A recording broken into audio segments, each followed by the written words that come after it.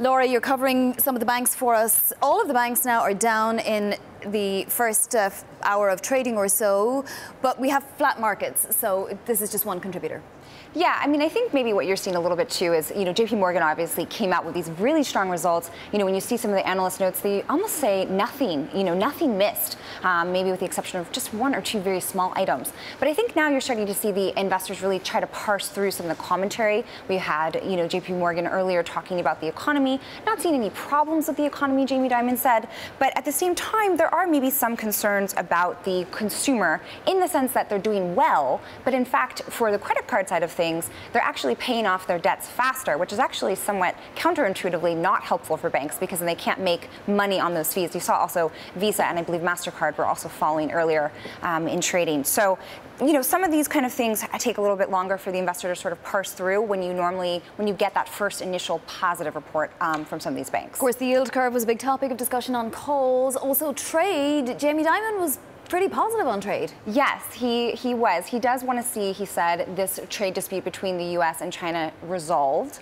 He didn't have a lot of commentary. One thing I thought was interesting, Jamie Dimon has been very interested in going forward into mainland China, actually asking the Chinese government for applications to get a full banking license there. That would allow the bank to actually do trading and debt and equity capital markets deals. But that's not something that he sees necessarily impacted by the trade war.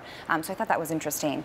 But, I want to talk about Citigroup, too, because they were someone who really did not have a great quarter here. The fixed income trading was lower. They're talking a lot about, there not being such great movement on spread products. They had some trouble there. Equities was fine, on this environment at this point. But fixed income is definitely lower than we were expecting there. Any respite for Wells Fargo, Laura, from its troubles or not?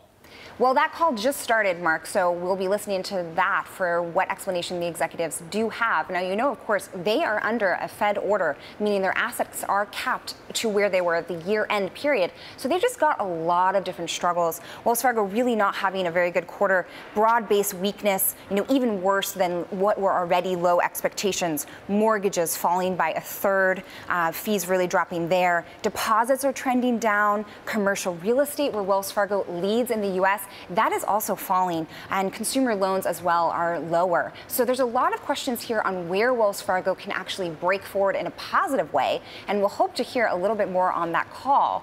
And of course, they are a bank as well who deals a lot with this whole deposit beta thing, which of course is where, you have the consumers coming in, depositing there, wanting to get a fee, wanting to get interest for their deposits that they put into the bank. And that's going to be something that I think investors really want to hear from Wells Fargo in terms of where that might be going on the consumer.